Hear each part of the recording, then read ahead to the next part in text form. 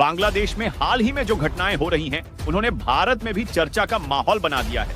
कुछ लोग कह रहे हैं कि जो बांग्लादेश में हो रहा है वैसा ही भारत में भी हो सकता है। चलिए देसी अंदाज में समझते हैं कि आखिर माजरा क्या है। बांग्लादेश में खासकर राजधानी ढाका में राजनीतिक अस्थिरता और विरोध प्रदर्शन जोरों पर है। वहां के लोग सरकार के खिलाफ सड़कों पर उतर आए हैं और हालात काफी नाजुक हो गए हैं। अब बात करें भारत की, तो यहाँ भी कई मुद्दे हैं जिन पर लोगों का गुस्सा फूट सकता है। बढ़ती महंगाई, बेरोजगारी और कई सामाजिक मुद्दों पर लोगों की नाराजगी है। हालांकि हर देश का राजनीतिक और सामाजिक ढांचा अलग होता है, इसलिए यह कहना मुश्किल है कि भारत में बिल्कुल वही होगा जो बांग्लादेश में हो रहा है। लेकिन हाँ, अगर सरकारें लोगों की समस्याओं को नजरअंदाज करती रहेंगी तो जनता का गुस्सा कहीं भी फूट सकता है। इसीलिए नेताओं को चाहिए कि वो जनता की आवाज सुने और उनके मुद्दों का हल निकालें। आप क्या सोचते हैं? क्या आपको लगता है कि भारत में भी ऐसा हो सकता है? अपनी राय हमें जरूर बताएं। बांग्लादेश में जो हालात हैं वो कोई अचानक से नहीं बने। वहां के लोग कई महीनों से परेशान थे, उनके मुद्दे सुनने वाला कोई नहीं था। जैसे ही उनके सब्र का बांध टूटा, सब सड़कों पर आ गए। अब भारत की बात करें तो यहाँ भी कई मुद्दे हैं जो सुलग रहे हैं, जैसे बेरोजगारी का मसला, महंगाई की मार, किसानों की परेशानी और बहुत सारे सामाजिक मुद्दे। अगर इनको वक्त रहते हल नहीं किया गया तो जनता का गुस्सा उबल सकता है। लेकिन एक बात समझ लो, हमारे यहाँ की जनता में एक अलग तरह की सहनशीलता है। यहाँ के लोग अपनी परेशानियों को भी मजाक में बदल देते हैं, लेकिन इसका मतलब ये नहीं है कि उनको हमेशा हल्के में लिया जाए। जब नाराजगी बढ़ती है तो ये सारा मजाक सीरियस हो जाता है। तो बस नेताओं को समझना होगा कि जनता की आवाज सुनी जाए, उनकी समस्याओं का समाधान किया जाए। अगर ये नहीं हुआ तो हो सकता है कि हमारे यहाँ भी सड़कों पर वही हालात दिखें जो आज बांग्लादेश में हैं। अरे भाई, बात ऐसी है कि बांग्लादेश में जो हो रहा है उसे देखकर हमें अपने घर का हाल भी समझना चाहिए। वहाँ के लोग सरकार से परेशान हैं और जब सब्र का बांध टूट गया तो सब सड़कों पर आ गए। अब भारत में भी ऐसे कई मुद्दे हैं जो लोगों को परेशान कर रहे हैं।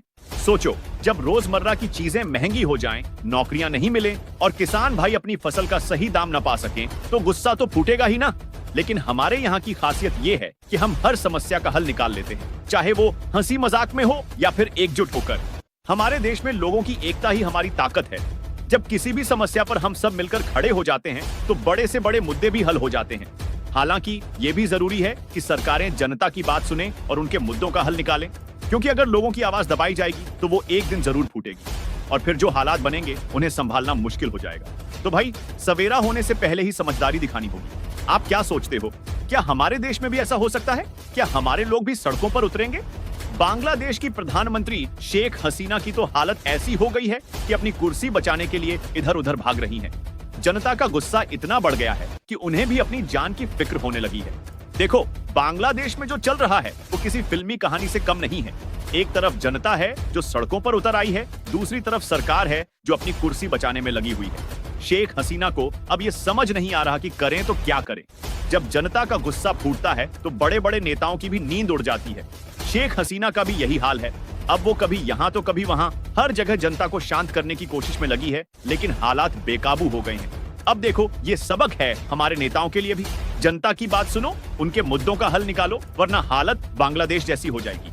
क्योंकि जब जनता उठ खड़ी होती है तो बड़े से बड़े नेता को भी भागना पड़ता है। तो भाई, ये जो हाल शेख हसीना का हुआ है, इससे हमारे नेताओं को सीख लेनी चाहिए।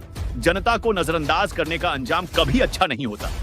अब देखना यह है कि शेख हसीना कैसे इन हालात से निकलती है और क्या हमारे यहाँ के नेता इस सबक को समझते हैं या नहीं। देखो भाई, बांग्लादेश में हिंदुओं पर जो अत्याचार हो रहे हैं वो बहुत ही दुखद हैं। वहाँ के हिंदू भाई बहन बहुत मुश्किल हालात से गुजर रहे हैं। इसी के चलते भारत में फिर से सीएए, नागरिकता संशोधन अधिनियम की चर्चा जोर पकड़ने लगी है। अब अगर सीएए लागू होता है तो बांग्लादेश, पाकिस्तान और अफगानिस्तान से आने वाले हिंदू, सिख, बौद्ध, जैन, पारसी और ईसाई समुदाय के लोग भारत की नागरिकता आसानी से पा सकेंगे। मतलब जो भी हमारे पड़ोसी देशों में धार्मिक उत्पीड़न झेल रहे हैं, उन्हें भारत में शरण मिल सकेगी। सीएए का मकसद यही है कि हमारे पड़ोसी देशों में जो अल्पसंख्यक धर्म के लोग हैं और जिन्हें वहां पर धार्मिक उत्पीड़न का सामना करना पड़ रहा है, उन्हें भारत में रहने का अधिकार मिले। ये कानून खासकर उन हिंदुओं के लिए राहत की बात है जो अपने ही देश में सुरक्षित नहीं है। लेकिन भाई, सीएए को लेकर हमारे यहाँ भी बहुत सारे मतभेद हैं। कुछ लोग इसे सही मानते हैं तो कुछ लोग इसके खिलाफ हैं। उनका कहना है कि ये कानून धर्म के आधार पर भेदभाव करता है।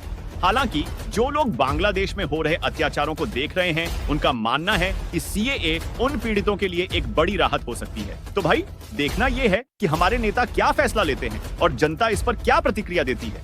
हमें उम्मीद है कि हर किसी को न्याय मिलेगा और जो भी अत्याचार झेल रहे हैं उन्हें राहत मिल सकेगी। अरे भाई देखो, सीएए को लेकर बातें और चर्चाएं तो बहुत हो रही हैं। जो बांग्लादेश में हिंदुओं पर अत्याचार हो रहे हैं वो किसी से छिपे नहीं हैं। वहां के हिंदू भाई बहन मंदिरों पर हमले, घर जलाए जाने और जान माल की हानि झेल रहे हैं। ऐसे हालात में उनके लिए भारत आकर बसने की उम्मीद ही एकमात्र सहारा है। सीएए के तहत अगर ये कानून लागू होता है तो बांग्लादेश, पाकिस्तान और अफगानिस्तान से आने वाले धार्मिक अल्पसंख्यकों को भारतीय नागरिकता मिल सकेगी। इसका मतलब है कि जो लोग अपने देश में सुरक्षित नहीं हैं, उन्हें भारत में शरण और सुरक्षा मिल सकेगी। अब कुछ लोग इस बात से खुश हैं, उन्हें लगता है कि ये सही कदम है और पीड़ित लोगों को मदद मिलेगी। वहीं कुछ लोग इस कानून की आलोचना भी कर रहे हैं। उनका कहना है कि ये धर्म के आधार पर भेदभाव करता है और इससे सामाजिक ताना-बाना बिगड़ सकता है। हमारे यहाँ ये भी कहा जा रहा है कि अगर सीएए लागू हुआ तो इसका मतलब ये नहीं कि तुरंत ही सबको नागरिकता मिल जाएगी। इसमें समय लगेगा, कागजी कार्यवाही होगी और इसके बाद ही नागरिकता दी जाएगी। लेकिन भाई जो लोग वहाँ पर अत्याचार झेल रहे हैं, उनके लिए ये एक उम्मीद की किरण है। हमारे यहाँ हमेशा से ही वसुधैव कुटुंबकम की सोच रही है, मतलब पूरी दुनिया को एक परिवार मानना। ऐसे में हमारे देश का फर्ज बनता है कि जो लोग परेशान हैं उनकी मदद की जाए।